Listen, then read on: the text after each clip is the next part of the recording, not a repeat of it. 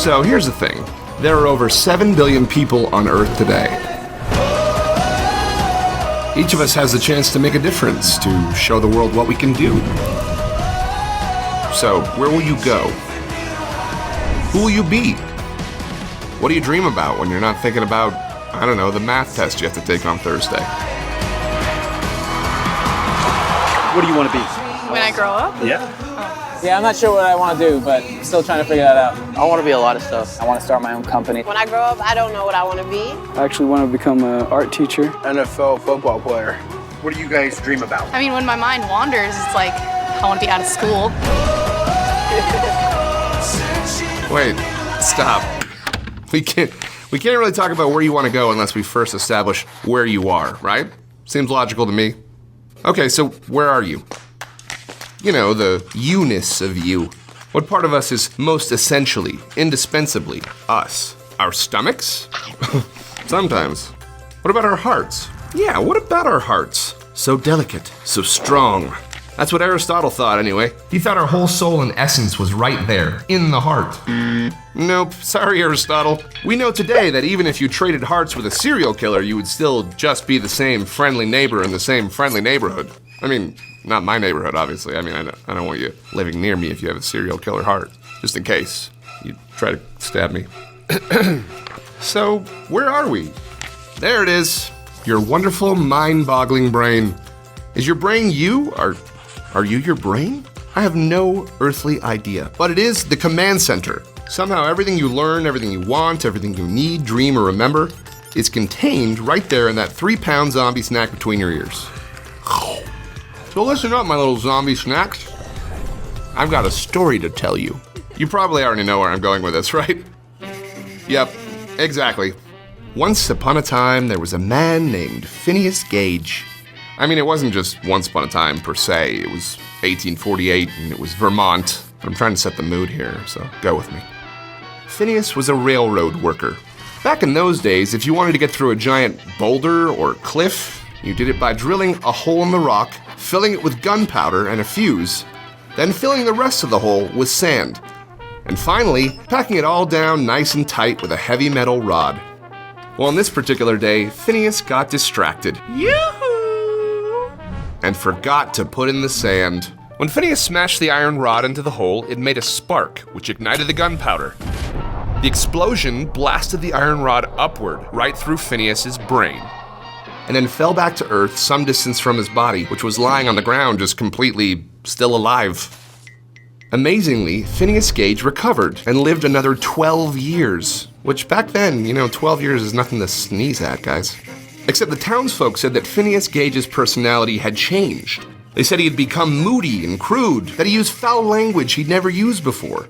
They were forced to conclude that he was, and I quote, not the same Gage. Oh, and here's the iron rod that went through his head, if you were curious. Looks like they worked things out. So, why are we really talking today about Phineas Gage? Because damaging his brain didn't just hurt Phineas, it changed Phineas. And the truth is, there are a lot of ways to change our brains. Ways that don't require explosions to get inside. A lot of times we invite them in ourselves. And once they're in, they rewire the way we think. And just like Phineas Gage's iron bar, that rewiring can change us in very fundamental ways.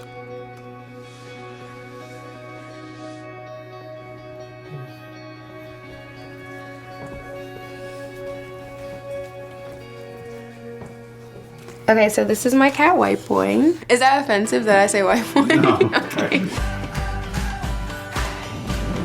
I'm Charisse, and I love traveling, dancing, eating, sleeping, and traveling. I think I said that. I'm a student here in Buffalo at the university. I'm studying social work.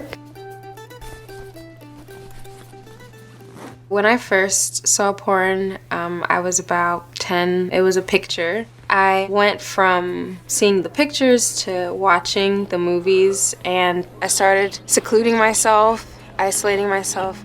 I had to watch at least once, twice a day. That's where it all just kind of got out of control. Now look, porn is going to affect different people in different ways, and we're not here today to talk about whether porn is evil or whether it should be outlawed. We're simply asking, what does porn do to you? How does it affect your health and happiness? Because there are plenty of people in the world throughout history eager to mislead you about whether something can hurt you. For example, let's take a look at what they used to sell on the old frontier when you had a toothache. There you go. Yes, that does say cocaine, and yes, those are little kids in the picture. One drop of this and you won't care about that toothache anymore. You won't even care whether you have teeth. Or how about this one? Yep, you read that right. Asthma cigarettes. Effectively treats asthma, hay fever, and foul breath. That's what your English teachers refer to as irony, kids. But hey, it's not all bad. Look. At least they're not giving them to 5-year-olds. The point is this. Sometimes science has to catch up with the truth. And even then, it often takes a while for the rest of us to catch up with science. From the global resources of ABC News, this is Nightline. Pornography. Hollywood's X-rated cousin is a $12 billion American industry. There are an estimated 370 million pornographic websites on the internet. Pornography is becoming as easy to find as fast food. Porn is easier to access than ever. Just like with those companies of the last century, there is a massive effort in the multi-billion-dollar porn industry today to convince you that porn is harmless, even good for you. But slowly and steadily, science is catching up with the truth that the effects of porn are far more substantial than what you're being led to believe. This is my car. Her name is Sheila. She has long, flowing hair. If cars did have hair, she has it. And she drives majestically, like a Pegasus.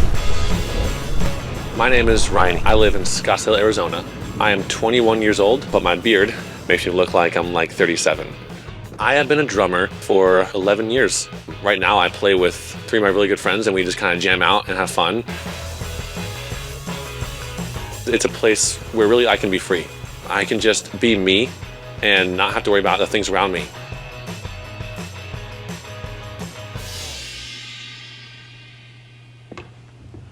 Back when I was about 10 years old, I was on the internet and I caught one glimpse of pornography. For me, there was that slight guilt, but I just justified it by saying, oh, well, it feels great, so I'm just gonna keep looking at it. It just went from one picture to another, and it was just like an endless, vast ocean of sex. Pornography affected the way I thought and behaved. It changed the way I viewed girls. It started to kind of put them as objects of my use. It's a rewiring process. We call it neuroplastic process. Just as plastic is changeable and malleable, we can change the shape of the brain. That's Dr. Donald L. Hilton Jr. He's a neurosurgeon and is an adjunct associate professor of neurosurgery at the University of Texas Health Science Center at San Antonio. That is a mouthful, but listen to him because he's a smart guy. According to him, your brain is what's that word again? Malleable. Okay, so what he's saying is that your brain is less like this and more like this. Well, if you want to get all literal about it, your brain's actually more like this. That's tofu for all you carnivores out there. That's what they say your brain feels like.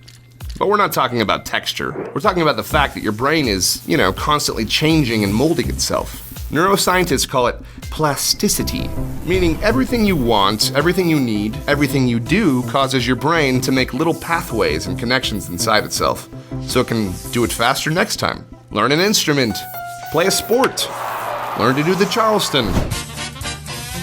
Here's the point. Your brain can change itself. It can be a different brain today than it was yesterday. We can train our brain in something and then grow that area, which means we have more capacity in that area to process incoming stimuli. So if you train a lot of math, your brain area responsible for math calculation is going to grow and you're going to get better at this.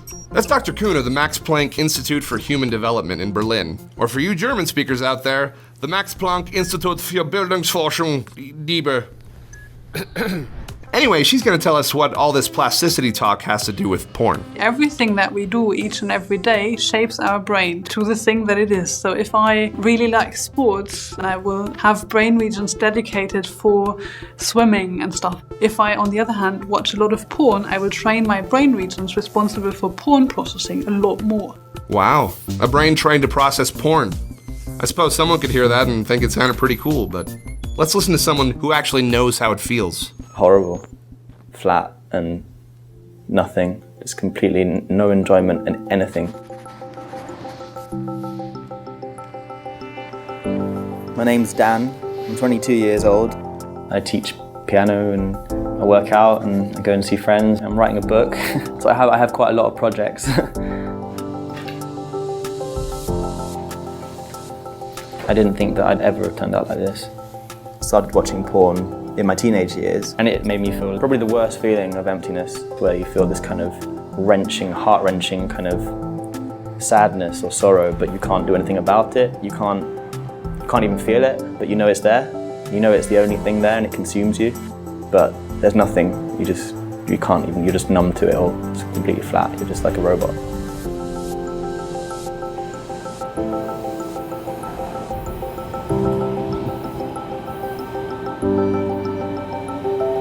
I never realized, like, the stuff, how it changed my mind and how it changed the way I viewed people and how it changed my expectations and how it changed, everything about me. Besides my physical appearance, it changed mentally, it just kind of ripped me apart. It just became this twisted thing, and it just wasn't good. That was my thing that I went to when I wanted to feel good and when I wanted to, feel complete. And then it made me feel like there was nothing. If this isn't good, then nothing's good. So let's get into specifics here. Let's talk about the first major way porn can rewire your brain. Everyone knows that images can hold enormous power. They can change our whole concept of beauty, body type, and what we consider normal. But why is that? Nicholas Tinbergen was a biologist who received the Nobel Prize in the 1970s. He's most famous for coining the term supernormal stimulus, which is really just a fancy way of describing something that is bigger and greater than what someone would see in their normal, everyday, natural lives.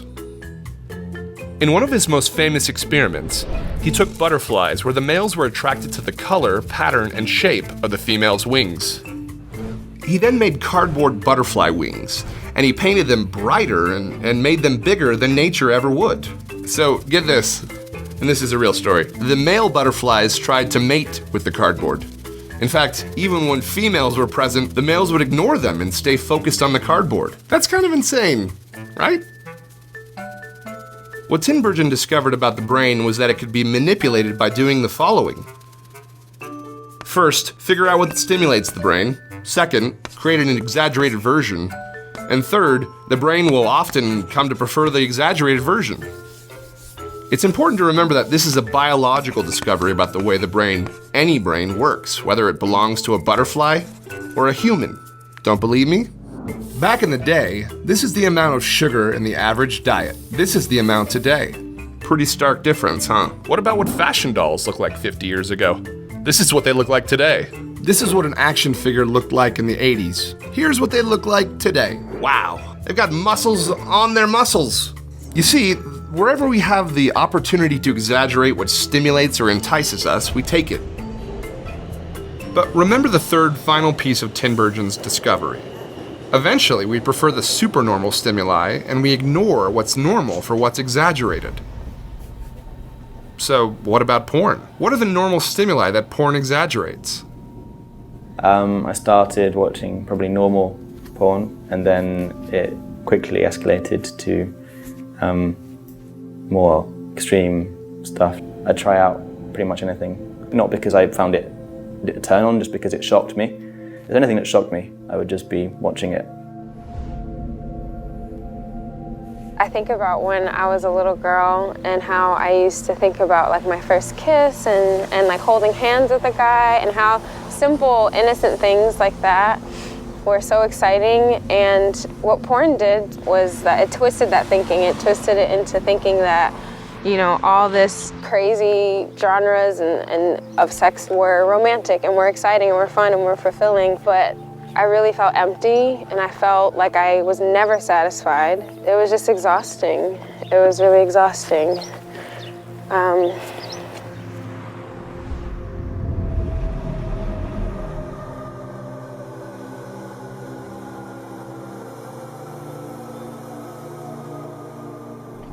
I wish that I never went through this. I never wish I saw that first picture. I never wish I watched that first video. I never wanted any of this. So.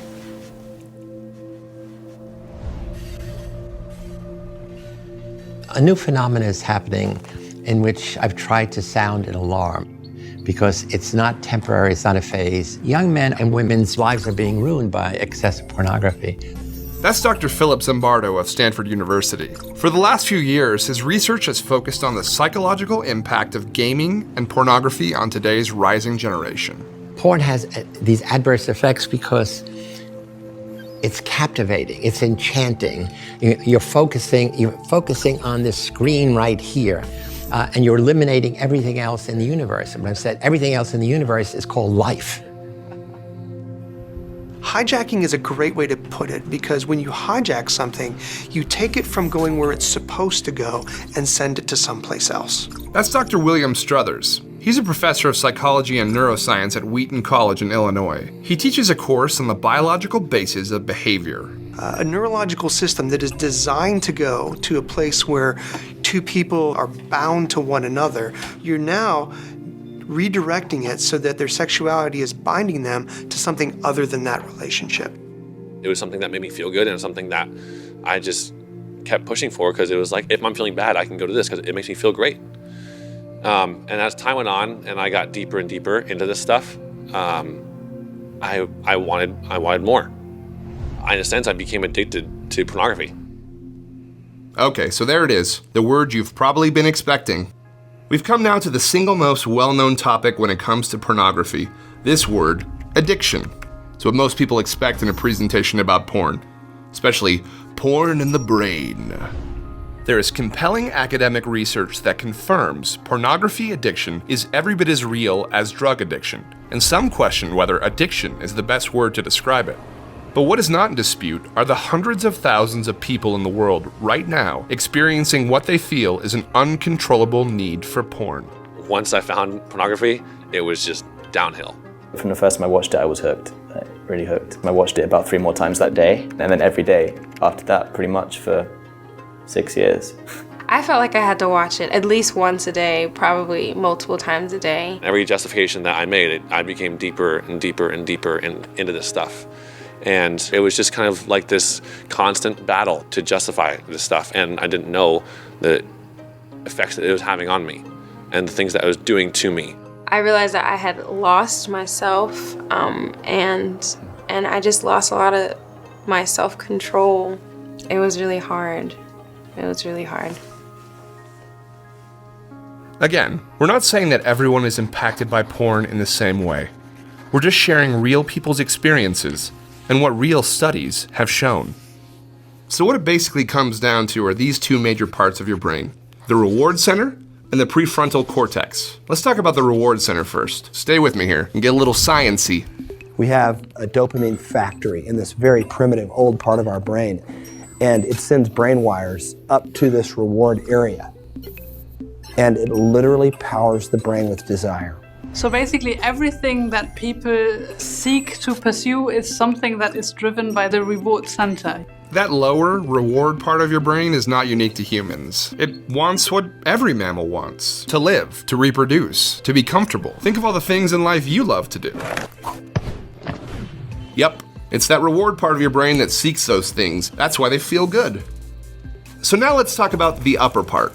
And then we have the prefrontal cortex on the other side that basically regulates these reward-seeking structures. If the lower part of your brain is something you share with every mammal, the upper part is what makes you human. When you think, when you reason, when you weigh the consequences, you're using that upper part of your brain. Normally, the prefrontal cortex keeps the reward center in check. The reward center says, I want to eat an entire pizza. The prefrontal cortex says, maybe I should just have a couple slices. The reward center says, I want to sleep until noon. The prefrontal cortex says, if I keep missing school, I won't graduate. The point is, the relationship can change between these two when we view porn. In a sense, if the brain is a car, that frontal executive system is a brake. And it's like the brake pads wear out with addiction. They don't work as well. The brain doesn't stop as well. It just wants. We basically illustrate that the more pornography people watch, the less strong the link is between the reward system and the prefrontal cortex. And pretty much my hypothesis was that the ventral striatum and the reward regions should be bigger in those people watching pornography. And it's exactly the other way around. So, Were you shocked? Yes. Even when I was not in front of the computer or whatever, I was thinking about it. I was just, okay, what am I gonna look up later? Everything was clouded by these thoughts and by the images that had been like kind of ingrained in me. Like I couldn't not watch it. So that, in a nutshell, is the final way that porn can affect the brain. Call it addiction, call it compulsion. Some people refer to it as the amygdala hijack, which would be a great band name, by the way. It's when the part of our brain that wants something overpowers the part that thinks through the consequences. And hey, if you are one of the many people experiencing what feels like a loss of control, don't be ashamed and don't keep it a secret. Talk to someone. You'll be surprised how much the people around you understand and want to help. You don't have to deal with it alone. Pornography started to give me that desire to do more, to want more than just pictures and just videos. And that's when I made a dumb decision. When I was 13, I was arrested for touching a girl younger than I was on 2 different occasions. When I was put in that jail cell, it was a terrifying experience. It was just this little tiny, metal bunk beds jail cell. I didn't know how long I was gonna be in there for either. I was a 13-year-old kid, and it was rough. And so from that moment on, that's where my fight began. No one realizes what this stuff does. I didn't know as a kid growing up. I would have never known. Mentally, it just kind of ripped me apart. Now I work with the youth, and it's cool to help them fight this pornography battle, because it's not one that's fun to fight alone. I'm 21, and the battle isn't gone. It didn't leave. It didn't just get up and say, okay, I'm done. It doesn't stop when you clap your hands or you make a wish. I'm not trying to sound negative, but this pornography is a battle, and I don't want to go back. And it's a battle which I'm willing to fight. When you're deep in the trenches of viewing pornography, stopping it is going to be really, really difficult. The pornography that you're watching is usually meeting some need in your life. So one of the ways that you can really speed up in the recovery process is that you can find better ways to meet those needs. It's like eating a Snickers bar when your body really needs a salad. So replacing what you've been putting into your body with what is actually needed is actually going to make you be healthy. I remember one day, it was a normal day, and I knew I was gonna watch porn, but for the first time I finally said it out loud. I said, I hate this. I hate porn. I hate doing this. I hate being a slave to this. And I just kind of broke down. I broke down, and I realized that it wasn't me that was bad, it was the porn. So now, my addiction is under control. It's so much better, but it's still a struggle, of course. There was a month recently that I fell back into watching porn, and it was hard. Even with the most severe drug addictions, studies have shown that the brain can recover. An interesting study showed that with a year or 2 of recovery, these shrunken areas actually enlarged again back to more normal volumes. So we know the brain heals. We've actually been able to visualize recovery. So I sat down and I just started just crying, just this rush of just tears. I couldn't believe I was so blind to see that this was a serious problem in my life. I was so desperate to recover. I was watching porn every day for 6 years, like twice, 3 times a day sometimes. And then I was watching porn maybe once a month, and then I stopped watching porn, and then I'd relapsed. So this, took away my teenage years that I could have been enjoying. And eventually with time it sort of became easier to stop it.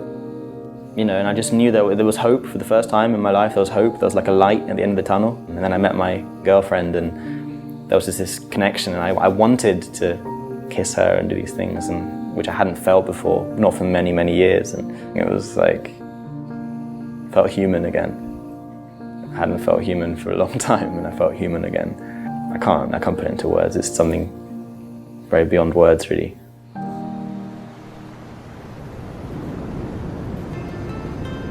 So now I'm much happier. I feel free. I feel like a weight's been lifted off me.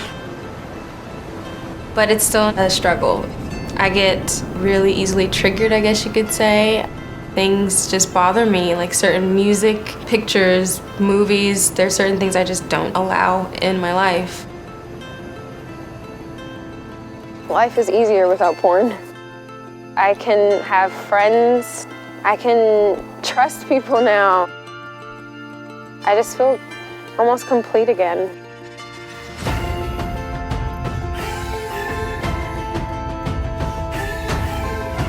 No matter how dark or depressed, your brain has the power to heal and return itself to the healthy, happy functioning state you crave. Phineas had to live with his injury for the rest of his life, but the effects of pornography don't have to be permanent.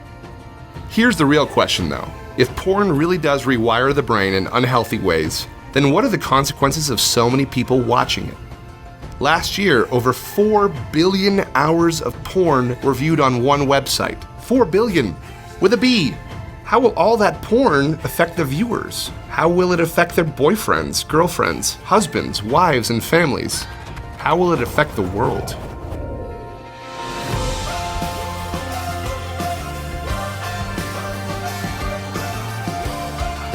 What do you want to be? I want to be a Marine. I'd like to be a journalist. I want to go to college for film and arts. I want to make cartoons. I want to be an aircraft mechanic. I like to play video games, that's for sure. I want to be a performer in New York City. Ultimately, I want to be a mother. The brain, the heart, the world. These are the 3 parts of our message. And it all starts here, with the brain. Defend your brain. Treasure it. That's the first step. You were born with a machine in your head more powerful and with more potential than the world's fastest computer, all dedicated to the survival and happiness of you and the ones you love. Your magnificent, mind-boggling brain. Take care of it. It was made to take care of you.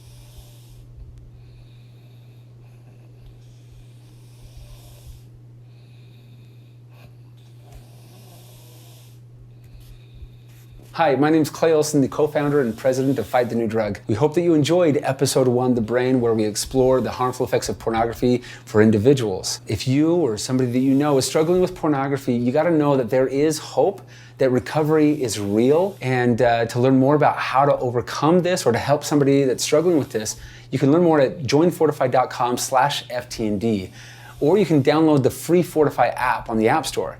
Literally hundreds of thousands of people are using this tool from over 155 countries around the world to gain practical strategies, to connect with other people on this pathway to freedom, as well as track patterns and overall outcomes. Bottom